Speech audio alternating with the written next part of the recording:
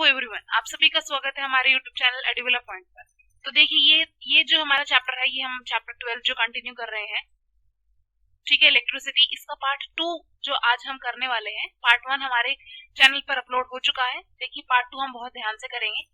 इससे पहले मैं आपको एक इन्फॉर्मेशन देना चाहूंगी, 10th क्लास के और भी बहुत सारे चैप्टर्स हमारे यूट्यूब चैनल पर अपलोड हो चुके हैं, तो आप जाकर उन्हें चेक कर सकते हैं, अपना फीडबैक दे सकते हैं, लाइक कर सकते हैं, कमेंट कर सकते हैं, अपने फ्रेंड्स के साथ शेयर कर सकते हैं। और इसी के साथ एक और इन्फॉर्मेशन जो है वो है, हमारी इंग्लिश ग्रामर की सीरीज है, वो चल चुकी है, स्टार्ट हो चुकी है। बहुत सारे टॉपिक्स में कवर हो चुके हैं, जैसे आपका नाउन हो गया, प्रोनाउन हो गया, एडवर्ब हो गया, एडजेक्टिव हो गया, पार्ट्स ऑफ स्पीच हो गया। ये सारे जो टॉपिक्स हैं हम उस पर कवर कर चुके हैं, और वो सभी के लिए, हर एज ग्रुप के लिए बहुत ही बेनिफिशियल है आपके सिलेबस के अकॉर्डिंग। तो चलिए बढ़ते हैं आज हम इस चैप्टर के साथ। चैप्टर 12 पार्ट 2 करते हैं शुरू। देखिए ये जो रेजिस्टेंस हम समझ कर आए थे, जो कि रेजिस्ट करता है किसको, करंट को बहने से रोकता है, करंट के फ्लो पर रोक लगाता है, हमने समझा था रेजिस्टेंस।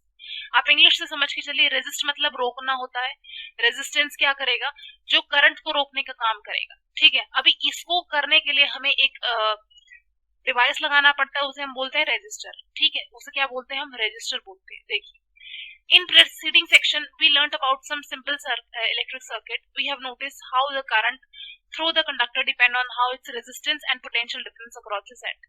देखिए ये जो आपका करंट है ना, ये बताता है कि मतलब ये इस चीज के ऊपर डिपेंड करता है कि आपने कितने ओम का रेजिस्टर लगाया है, कितना रेजिस्टेंस आप प्रोड्यूस कर रहे हैं, और कितना आपका पोटेंशियल डिफरेंस है दोनों एंड पे, राइट। उसके बाद ये कह रहा है, in various electrical gadget we often use resistor in various combination. We now therefore intend to see how Ohm's law can be applied to combination of the resistor. और हम ये भी देखेंगे कि जो ओम्स लॉ लगेगा वो जब हम बहुत सारे ट्रांजिस्टर लगाएंगे एक ही सर्किट में, तो कैसे हम कैलकुलेट करेंगे उसे। There are two method of joining this. देखिए आप जो रेजिस्टर लगाएंगे ना, जो आप रेजिस्टर लगाएंगे अपने उसमें सर्किट के अंदर, तो आप दो तरीके से लगाएंगे। देखिए आपका पहला जो तरीका होगा वो आपका होगा सीरीज, जो आपका दूसरा तरीका होगा वो होगा पैरेलल। आप दो तरीके से जो है वो इसको सर्किट्स को जोड़ेंगे। ठीक है, दो तरीके से आप जोड़ेंगे इसको।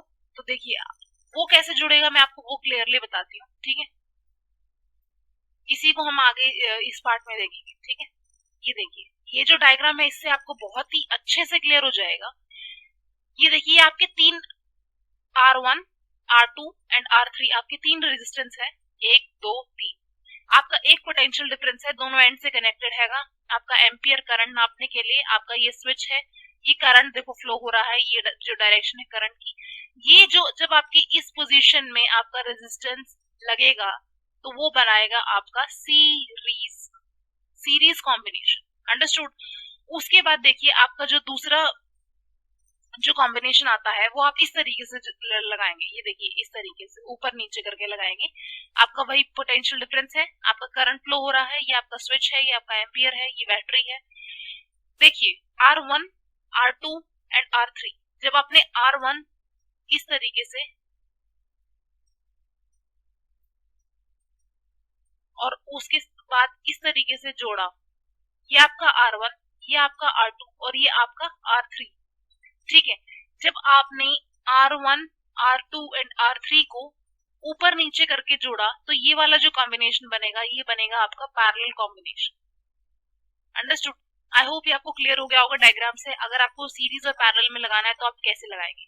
देखिए इसे कैलकुलेट करते हैं। कैलकुलेट कैसे करना है सीरीज एंड पैरेलल को, you will observe that the value of the current in a ammeter is same.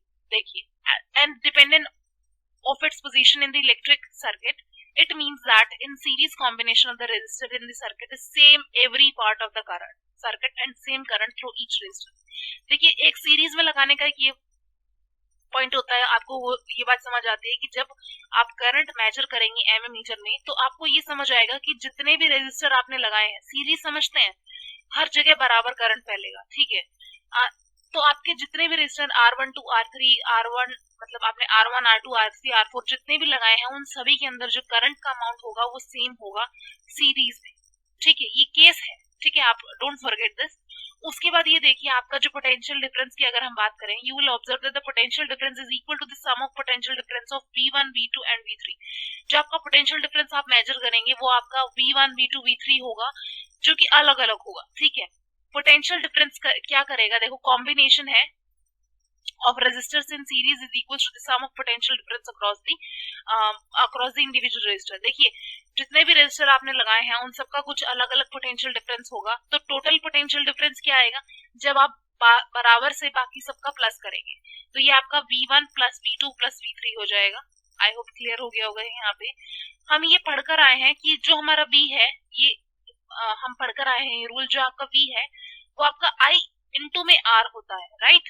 तो देखिए इस फॉर्मूले में जरा आप डालिए V की जगह आप IR डालेंगे तो you will be getting I total I from this, ठीक है। जब आप ओम्स लॉ अप्लाई करेंगे, ये जो फॉर्मूला है ये हमें ओम्स लॉ से मिला था, आपको रिमेम्बर हो गया होगा। देखिए जब हम इस फॉर्मूले में जब V1 प्लस V2 V3 वाले फॉर्मूले में जब हम VR की वैल्यू डालेंगे, ये देखिए आपका V1 क्या हो जाएगा, आपका IR1, V2 क्या होगा IR2, V3 क्या होगा IR3 हो जाएगा।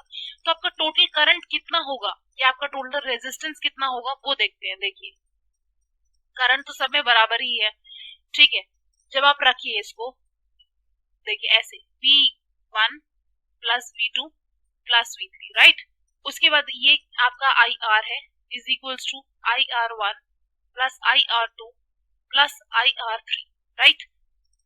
देखिए उसके बाद ये I आपने कॉमन ले लिया, R1 plus R2 plus R3, right, और इज इक्वल्स टू IR। ये जो I से I आपका कट जाएगा और आपका R यहाँ से टोटल आपको मिला किसमें, सीरीज में। यहाँ से आपको पता चलता है कि जो I है वो सब में बराबर फैलेगा, बराबर तरीके से हर रेजिस्टर में जाएगा, तो ये आपका सीरीज कॉम्बिनेशन है। आई होप आपको क्लियर हो गया होगा ये, ठीक है। यहाँ पर देखिए we can conclude that even several resistors are joined in series and the resistance in the combination RS equal to the sum of their resistance। देखिए टोटल रेजिस्टेंस आप कैसे निकालेंगे, सम करके निकालेंगे R1 plus R2 plus R3 का, जो कि जितने भी रेजिस्टर आपने लगाए, राइट। ये क्वेश्चन देख लेते हैं, आपका जो एग्जांपल है बीच में आया हुआ है, ये देखिए an electric lamp whose resistance is 20 ohm and conductor of 4 ohm resistance are connected with 6 volt battery and calculate the total resistance. आपको क्या निकालना है, रेजिस्टेंस निकालना है, ठीक है।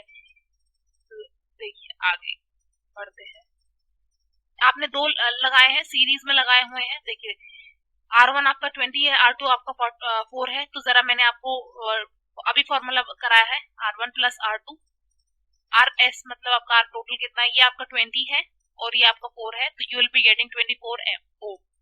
ये टोटल आपका क्या आ जाएगा, टोटल रेजिस्टेंस आ जाएगा। उसके बाद आपका I पूछा हुआ है उसने सेकेंड पार्ट के अंदर, देखिए मैं अभी आपको करा कर आई हूँ, I is equals to VR होता है।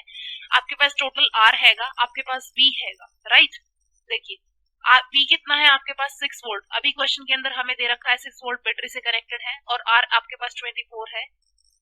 एक सेकेंड,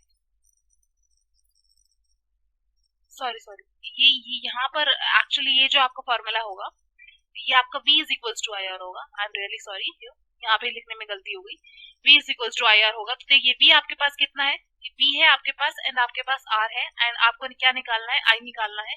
देखिए V कितना है आपके पास 6 वोल्ट है और R कितना है आपके पास 24 है, तो जब आप इसे काटेंगे तो you will be getting 0.25 ampere current, ampere जरूर लगाएंगे यूनिट, करंट, राइट। तो आंसर जो आया आपका करंट जो आया वो 0.25 करंट आया है, राइट।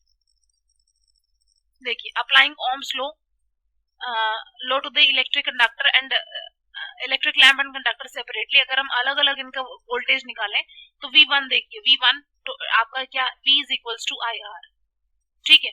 R आपका 20 ओम है और V आपका कितना है 0.25 अभी हमने निकाला है, तो आपका 5 वोल्ट हो गया। किसका, आपका इलेक्ट्रिक लैम्प का जो पोटेंशियल डिफरेंस है, potential difference of electric lamp में कितना है वो बताया है।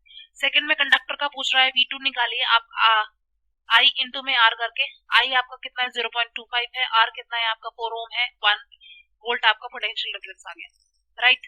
तो इस तरीके से आप निकाल लेंगे। देखिए अगर आपसे ये पूछा था the resistance of R this equivalent resistance would be, तो अगर आपसे रेजिस्टेंस पूछा जाए V आपका नॉर्मली अगर आपको, वैसे तो आपका 24 है टोटल, आप निकाल कर आए हैं, लेकिन अगर आपको प्रूव करना हो तो आप ऐसे कर सकते हैं, V अपॉन आई, भी आपके पास ऑलरेडी 6 है और करंट आप 0.25 निकाल कर आए हैं, तो जब आप इसको सॉल्व करेंगे तो you will be getting 24 ohm, right. तो आपका ये रेजिस्टेंस आ जाएगा, ये आपका रेजिस्टेंस आ जाएगा। देखिए दूसरा तरीका सीखते हैं। अब हम, अगर हमें रेजिस्टर लगाना है तो हम पैरेलल में लगाएंगे, ठीक है। ये देखिए इस तरीके से लगाएंगे आप, ये आपका तरीका होता है पैरेलल में लगाने का। Let us understand. It is observed that the total current I is equal to the sum of the separate current through each branch of the combination. वही कह रहे हैं कि अगर आप करंट की बात करते हैं तो आपका जो इक्वल करंट है वो आपका बराबर आएगा, आपको सम करना पड़ेगा हर एक जो रेजिस्टर है आपका उसके अंदर कितना करंट फ्लो हो रहा है, ठीक है। तो देखिए लेट आरपी मतलब आपका टोटल रेजिस्टेंस है, वो इक्विवेलेंट क्या है, पैरेलल कॉम्बिनेशन ऑफ रेजिस्टेंस। अभी हम जब ओम लॉ अप्लाई करेंगे पैरेलल कॉम्बिनेशन के अंदर तो आपका आई क्या बनेगा, V अपॉन में R बनेगा, राइट। तो देखिए आपका I1 plus I2 plus I3 हम ये देख कर आए हैं, जरा I की वैल्यू रखिए, V upon R1 plus V upon R2 plus V upon R3, right. उसके बाद V अपॉन R, P आपका टोटल। अभी यहां से अगर आप ऊपर से निकालेंगे अपना V बाहर और ये V से V कटेगा तो आपका जो टोटल RP आएगा वो देखिए आपका क्या बनेगा। आप V बाहर निकालेंगे, ये आपका V है, 1 upon R1 plus 1 upon R2 plus 1 upon R3, right. तो इस V से आपका V कट जाएगा तो आपका 1 upon RP is equals to रह जाएगा 1 upon R1 plus 1 upon R2 plus 1 upon R3। तो ये जो फॉर्मूला आया है ये आपका आया है पैरेलल में। अगर आपको पैरेलल में रेजिस्टेंस निकालना है, टोटल रेजिस्टेंस निकालना है तो आप ये वाला फॉर्मूला अप्लाई करेंगे। आई होप आपको क्लियर हो गया होगा।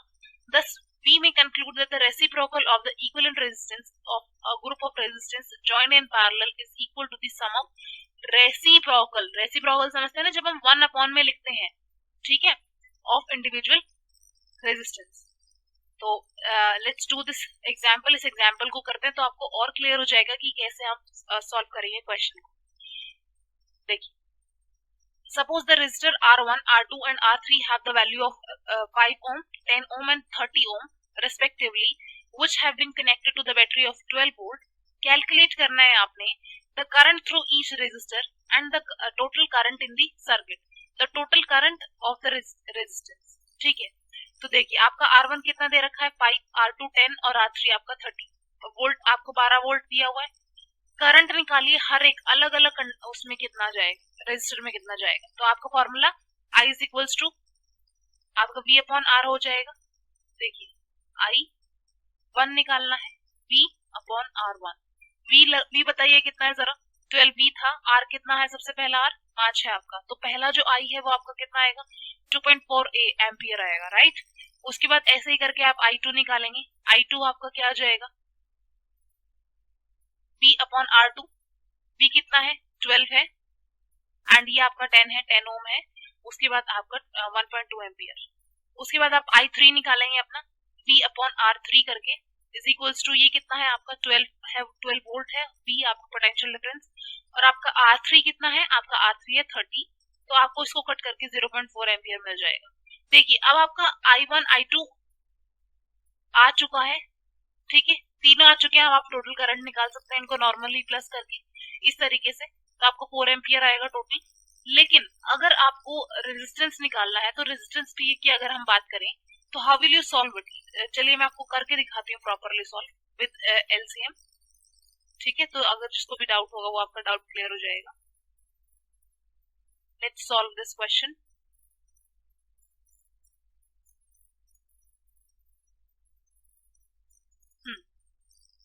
आइए ये देखिए RP निकालना है, ये फॉर्मूला होता है हमारा, R1 कितना है 5 है, प्लस R2 आपका 10 है, प्लस R3 आपका 30 है। नाउ समवेयर आपको ये 5, 10 और 30 का एलसीएम लेना पड़ेगा। 5, 10 एंड 30 का एलसीएम लिया, 5 1 जा 5, 5 2 जा 10 एंड 5 6 जा 30, 2 1 जा 2, 2 3 जा 6, 3, राइट। तो ये आपका एलसीएम हो गया, 2 5 जा 10, 10 को 3 से मल्टीप्लाई किया 30, राइट। देखिए अभी क्या करना होता है, ये जो नीचे वाला होता है ना, इसको इस वाले से डिवाइड करना होता है। 30 में आपको बहुत ही बेसिक से करा रही हूँ, 5 को इससे किया तो आपका 5 6 30 हो गया, तो आपको 6 मल्टीप्लाई करेंगे आप ऊपर 1 से, तो आपका 6 बन जा 6 प्लस। ऐसे ही अगर आप जब 30 को 10 से करेंगे तो आपका 3 पे जाएगा, 30 0 हो गया। 3 जो है आपका 1 से हुआ मल्टीप्लाई, तो आप 3 1 3 प्लस। जब देखिए आप 30 को 30 से डिवाइड करेंगे तो आपका 1 पे जाएगा, तो आप 1 को मल्टीप्लाई करेंगे 1 से, तो यू विल बी गेटिंग 1। तो देखिए क्या आ गया, ये 6 3 प्लस 9 एंड प्लस 1 10। तो आपका जो रेजिस्टेंस आया है वो आपका ये आया है, राइट। अभी इसको उल्टा कर देंगे आप, आरपी जो है वो आपका 30/10 आ जाएगा। उल्टा कर दिया हमने दोनों साइड को, तो जो आपका आरपी हुआ वो आपका 3 ओम आ गया। आई होप आपका पैरेलल में जो रेजिस्टेंस आया है वो 3 ओम आया है, आपको क्लियर हो गया होगा। ये सेम एग्जांपल आपका फर्स्ट की तरह है, you can handle it out, ठीक है, कोई प्रॉब्लम नहीं होगी। कोई प्रॉब्लम होगी तो comment section is open for you all. We have seen that in series circuit the current is constant. देखिए पहली इंपॉर्टेंट बात जो ये है, ऐसे वन वर्ड में आपका जो है वन लाइन में क्वेश्चन जरूर आ सकता है। बी वेरी वेरी अवेयर, जो मैं आपको बता रही हूँ। देखिए आपका जब सीरीज कंडीशन होगा तो आपका जो करंट है वो कांस्टेंट रहेगा, right. Thus, it is obviously impracticable to connect an electric bulb and electric heater in series. देखिए आप, it is impossible कि आप एक इलेक्ट्रिक हीटर को और आप इलेक्ट्रिक बल्ब को सीरीज में लगा दें, because they need current of widely different value to operate properly. देखिए हम पैरेलल में क्यों लगाते हैं, ठीक है, अगर हमें बराबर से सारे बल्ब ही जलाने हैं और उसमें इतना करंट नहीं लगेगा तो हम उसे सीरीज में जोड़ सकते हैं एंड इट विल ग्लो। लेकिन अगर आप एक बल्ब को और एक फ्रिज को या एक इलेक्ट्रिक सर्किट को ऐसे हीटर को अगर आप सीरीज में लगाएंगे then it will not glow, because दोनों की जो रिक्वायरमेंट है करंट की वो डिफरेंट है, राइट। तो because they need current of widely different value, उनको करंट जो चाहिए क्या चाहिए, डिफरेंट वैल्यू का चाहिए, दैट इज वाई वर्क नहीं करेंगे सीरीज में, एंड इसीलिए एप्लीकेशन आता है आपका पैरेलल में कनेक्ट करने का।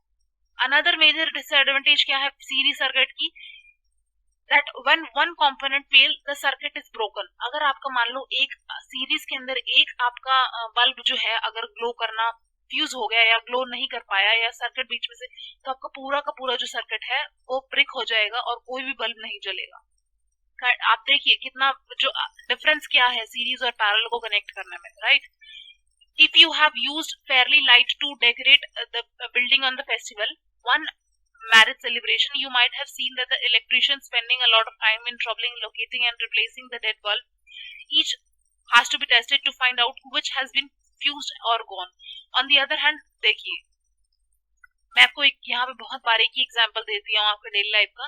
दिवाली के ऊपर आप लड़ी खरीदते हैं, ठीक है, आप जो ट्यूब जिसके अंदर छोटे छोटे बल्ब होते हैं आप डेकोरेट करने के लिए आप वो खरीदते हैं, ठीक है। तो उनमें क्या है कि जो आपके सारे बल्ब लगे हुए हैं, आपको ध्यान से देखना है उस तार को, सारे के सारे बल्ब जो लगे हुए हैं एक ही वायर के अंदर लगे हुए होते हैं।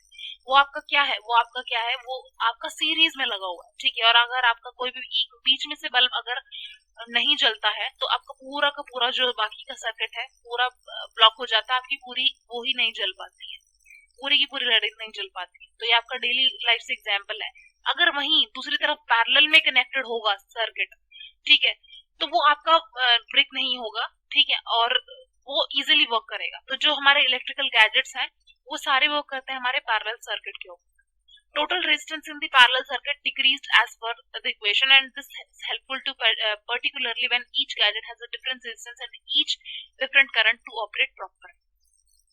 आई होप आपको क्लियर हो गया हो, कोई डाउट नहीं है। Heating effect of electric current, देखिए इसको समझते हैं। ये क्या कहता है, ये कहता है कि मान लो अगर कहीं से करंट फ्लो हो रहा है, ठीक है, एक एंड से करंट फ्लो होके दूसरे एंड तक जा रहा है, देन इट इज श्योर कि ये कुछ हीट प्रोड्यूस करेगा, राइट, ये कुछ पावर प्रोड्यूस करेगा, हीट प्रोड्यूस करेगा। We know that the battery in the cell is a source of electrical energy, and the chemical reaction within the cell generates the potential difference between the two of its terminal that sets the electron in motion of the flow and current through the resistance or the system of resistor connect in the battery, right। आपको clear हो गया होगा। जो आपका cell है वो आपको potential difference create करता है और जिससे कि आपका इलेक्ट्रॉन का मूवमेंट होता है, करंट फ्लो हो पाता है सिस्टम के अंदर, ठीक है। that to maintain the current the source has to keep spending its energy. ठीक है, और करंट को फ्लो कराने के लिए कॉन्स्टेंटली जो बैटरी है उसको वर्क करना पड़ता है. वेयर डज द एनर्जी गो? और इससे ये क्वेश्चन दिमाग में आता है कि जो एनर्जी है ऑलरेडी उसके पास बल्ब आपकी बैटरी के पास, वो जा कहाँ रही है? तो न a part of source energy is maintaining the current may be consumed into useful work. Rest of the source of energy may be extended into heat. और जो बची हुई एनर्जी, देखिए कुछ एनर्जी सेल से निकली, वो तो आपकी कुछ करंट फ्लो कराने में चली गई, लेकिन जो बची हुई एनर्जी है वो कहाँ जाएगी? कहाँ जाएगी? वो it's a big question mark. तो जाएगी वो आपका हीट की फॉर्म में निकलेगी. ठीक है, अगर मैं आपको और एक एग्जांपल दूं यहाँ पे, देखिए अगर आप कुछ भी, कोई भी आपका जो इलेक्ट्रिक फैन है या कुछ भी है, वो अगर बहुत देर तक चल रहा है, बहुत देर तक चलता है, तो वो वार्म हो जाता है, गर्म हो जाता है. क्यों ऐसा? क्योंकि वो बहुत लंबे टाइम से वर्क कर रहा है, एंड बहुत लंबे टाइम से वर्क कर रहा है, दैट इज व्हाई वो हीट प्रोड्यूस कर रहा है. If on the other hand, if the electric current is purely resistive and the configuration of the resistor may connected to the battery, the source energy continually get dissipated entirely in the form of heat, and इसी को ही हम बोलते हैं heating effect of electric current. Current जैसे बह रहा है, वो क्या कर रहा है? हीटिंग इफेक्ट को क्रिएट कर रहा है. एक और एग्जांपल मैं अगर यहाँ आपको दूं, तो आपका खुद, अगर मान लो आपके घर के अंदर जो बल्ब है उसको आप जलाते हैं, ठीक है, तो जब आप उसको बंद करते हैं और जब कभी आपने उसे हाथ में लेके देखा हुआ हो तो वो गर्म होता है. या आपका फ्रिज चलाते हैं जब आप, तो फ्रिज को जब मान लो आपने बहुत घंटों से चलाया हुआ है, और जब आप साइड में उसके जो बॉडी होती है वहां पर हाथ लगा के देखते हैं, तो आपको पता चलता है कि कितना हॉट है ये, कितना वार्म है ये. तो क्यों होता है ऐसा? क्योंकि वो हीट प्रोड्यूस कर रहा है, और इसी को हम बोलते हैं heating effect of electric current. Right, देखिए कंसीडर करना है आपने, करंट फ्लो हो रहा है रेजिस्टेंस आर से, resistor of the resistance R. Let करना है पोटेंशियल डिफरेंस आपका V है, तो कितने टी टाइम में चार्ज फ्लो हो रहा है. तो एक आपका नया फॉर्मूला बनेगा पावर का, P is equals to V I को आप क्या लिख सकते हैं? सबसे पहले चैप्टर की शुरुआत में हम पढ़ के आए थे कि I is equals to Q upon T. रख दीजिए यहाँ पे P equals to Q upon T. आपके दो फॉर्मूले निकल कर आते हैं, डायरेक्टली यूज हो जाता है. और अगर मैं ये निकालूं कि हीट कितनी प्रोड्यूस हो रही है, तो you will be getting H is equals to, आपका कितना आ जाएगा? कितना आएगा? V I P. और अगर मैं ये बोलूं, आप B को चेंज करो, B आपका क्या होता है? I R होता है. राइट, रखिए जरा यहाँ पे I R I into T. तो आपका I की स्क्वायर R T. दूसरा मेन इंपॉर्टेंट फॉर्मूला जो हीट का बनता है वो ये बनता है. ठीक है, अब ओम्स लॉ अप्लाई करके आपको ये पता चला. ठीक है, आई होप ये क्लियर हो गया होगा आपको. ये देखिए, ये जो क्वेश्चन कह रहा है, ये क्या कह रहा है कि आपका जो एनर्जी कंज्यूम हुआ है वो इतना 840 वोल्ट हुआ है जब आपने मैक्सिमम रेट है, और 360 आपका जब हीटिंग कम हुई है. ठीक है, वोल्टेज आपकी 220 है, आपको बताना है करंट कितना था.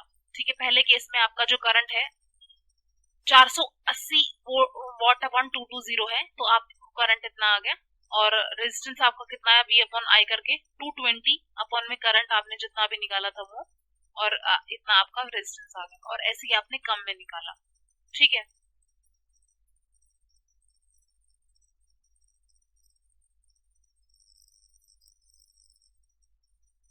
ये बात याद रखिए, यहाँ आपने ये वाली P is equals to P I वाला फॉर्मूला लगाया है. ठीक है, तो आपका अगर P निकालना है आपको, तो I निकालना है सॉरी आपको, तो P अपॉन V रखेंगे आप. ठीक है, आपका पहले मैक्सिमम में हीटिंग जो है वो कितना हुआ है? P कितना है आपका? 840 है, और आपका V कितना है? 220 है. ठीक है, तो ये आपका मैक्सिमम में था, तब आपका कितना आया करंट? ठीक है, 3.82 आया. और अगर मिनिमम में मैं कहूँ, मिनिमम में कितना निकाला है? ठीक है, I is equals to P कितना है आपका 360 है, और अभी 220, ये आपका कितना आएगा?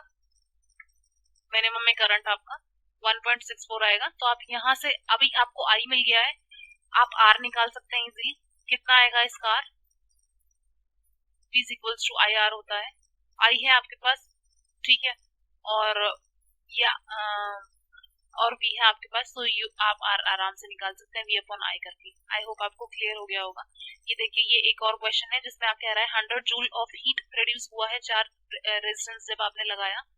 फाइंड करना है पोटेंशियल डिफरेंस कितना है, और टाइम भी आपको दे रखा है 1 सेकेंड, राइट। तो हीट दे रखा है आपको, आर दे रखा है आपको, टी दे रखा है आपको, वी निकालना है। तो आप डायरेक्टली ये फॉर्मूला लगा सकते हैं, इससे आपका आई आ जाएगा, देन आप B equals to I R करके आप टी निकाल सकते हैं। प्रैक्टिकल एप्लीकेशन क्या है heating effect of electric current की, देखिए वो देखते हैं। Generation of heat in the conductor is inevitable consequence of the electric current. In many cases, it is undesirable as it converts useful electrical energy into heat. In electric circuit, the unavoidable heating can increase in the temperature. देखिए, अगर आपका बहुत सारा current बह रहा है, आपको पता ही नहीं है, पता नहीं चल रहा है, बहुत हाई करंट आ रहा है, वोल्टेज से आ रहा है, तो आपका जो टेम्परेचर है वो इंक्रीज हो सकता है, ठीक है। और however the heating effect of electric current has many useful applications, बहुत सारी यूजफुल एप्लीकेशंस होती है, जैसे कि आपका इलेक्ट्रिक लॉन्ड्री में आयरन होता है, आपको प्रेस किया जाता है, इलेक्ट्रिक टोस्टर होता है जिसपे आप अपना टोस्ट को हीट अप करते हैं, या आपका इलेक्ट्रिक ओवन होता है, इलेक्ट्रिक किटल होता है, इलेक्ट्रिक हीटर होता है, ये सारी किस पे वर्क करती हैं, जब आपका हीट प्रोड्यूस होता है तभी तो वर्क कर पाती हैं। लेट्स से अगर मैं आपके हीटर का एग्जांपल लूं, अगर आपने हीटर यूज करते हैं अपने घर में, तो वो देखिए उसके आसपास जो रॉड लगी होती है उसमें से करंट बहता है, तभी तो हीट प्रोड्यूस हो रही है ना, तब आप स्विच ऑन कर रहे हैं। तो जब इसमें से हीट निकलेगा तभी तो आपका काम हो रहा है। तो ये जो हीटिंग इफेक्ट है ना इलेक्ट्रिक करंट का, ये भी हमारे लिए बहुत यूजफुल है। देखिए, जो the electric heating is also use to produce light. क्या प्रोड्यूस करता है? लाइट प्रोड्यूस करता है in the electric bulb. Example electric bulb है आपका, जब तक उसमें करंट बहेगा नहीं, आपका इलेक्ट्रिकल एनर्जी जो है वो लाइट एनर्जी में कन्वर्ट होगी नहीं। फिलामेंट देखिए क्या करता है, रिटेन करता है सो मच ऑफ हीट को, जनरेट करता है, and then it is that is why वो हॉट होता है और एमिट करता है लाइट को। तो it is not melt at as such as high temperature. जो आपका मेटल यूज होता है ना इसमें, टंगस्टन, रिमेम्बर 1 मार्क क्वेश्चन यहाँ से बनेगा। जो आपका फिलामेंट बना होता है बल्ब के अंदर, वो आपका टंगस्टन का बना होता है, उसका मेल्टिंग पॉइंट 3380 डिग्री सेल्सियस होता है, जो कि बहुत ज्यादा है, और आपका इतना करंट तो कभी फ्लो हो ही नहीं सकता उसके अंदर, बल्ब के अंदर। दैट इज वाई तो क्या होता है, इसको यूज किया जाता है बल्ब की फिलामेंट बनाने में, क्योंकि ये बहुत हाई टेम्परेचर को बेयर कर सकता है। जब भी हाई टेम्परेचर पे हीटअप होगा, गर्म होगा, तो ये जलेगा, जलेगा तो हमें रोशनी मिलती है, ठीक है। तो बल्ब का आपको समझ आ गया होगा। The bulb are usually filled with chemical inactive nitrogen and argon gases to prolong the life of filament, ठीक है। कुछ गैसेस इसके अंदर भरे जाते हैं ताकि इसकी जो लाइफ है वो मतलब ज्यादा टाइम तक चल सके आपका bulb. And the power consumed by the filament appear as heat, but a small part of it is in the form of light radiated. Another दूसरा क्या एग्जाम्पल हो सकता है आपका, आप जैसे कि heating is the fuse used to electric current and it protect the circuit and appliances to stop the flow of an unduly high electric current. देखिए क्या होता है कि जब आपको बहुत सारा ज्यादा करंट फ्लो हो जाता है अनएक्सीडेंटली आगे से, तो क्या होता है कि आपका जो सर्किट है वो ब्रेक हो जाता है ऑटोमेटिकली। ऐसा क्यों होता है? ताकि आप का जो है वो डिवाइस में और ज्यादा हार्म ना हो, और ज्यादा उसमें दिक्कत ना आ जाए कहीं, इसीलिए जो सर्किट ब्रेक हो जाता है और आगे करंट फ्लो भी नहीं हो पाता। अगर ज्यादा हीट, मान लो अगर ज्यादा हीट करंट जाएगा तो ज्यादा हीट प्रोड्यूस होगी, ज्यादा हीट प्रोड्यूस होगी तो जो आपका जो भी अप्लायंस है वो जल जाएगा, ठीक है, अंदर ही अंदर क्या हो जाएगा, बर्स्ट आउट हो जाएगा। तो इसके अंदर एक वायर पीस लगाया जाता है जो मेटल का या एलॉय का बना हुआ होता है, जिसका मेल्टिंग पॉइंट आप देख चुके हैं, जैसे कि कॉपर, आयरन, लेड आपका एग्जांपल है। इफ द करंट जब लार्जर होता है, if the current is larger than a specified value, तो temperature of the wire fuse increase, ठीक है, and the melting of the fuse wire लगाया जाता है जो कि सर्किट को ब्रेक करने में हेल्प करता है। ये आपका डेली लाइफ का एग्जाम्पल है, ठीक है।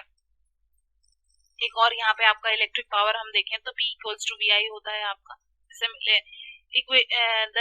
If the rate of an electric energy is dissipated और कंज्यूम, जितनी भी एनर्जी लगती है या कंज्यूम होती है इलेक्ट्रिक सर्किट से, तो उसे हम इलेक्ट्रिक पावर बोलते हैं। P equals to VI। अब V को चेंज करेंगे IR, तो यू विल बी गेटिंग, देखिए P is equals to VI, P is equals to VI।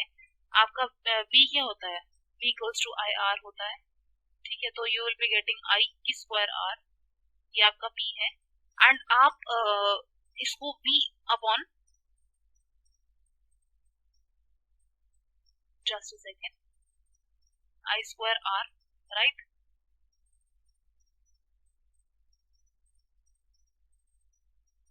V is equals to I R होता है आपका, P अपॉन आर भी लिख सकते हैं आप किसको, I को। तो आप रखिए I को जरा, P अपॉन आर की स्क्वायर, आर की स्क्वायर, ठीक है। तो ये एक आर से आपका आर कट जाएगा, तो आपको P is equals to V square R मिल जाएगा यहाँ से। ये आपका नया फॉर्मूला बन के आया है। देखिए इसकी एसआई यूनिट क्या होती है, वॉट होती है, और ये it is the power to consume by the device.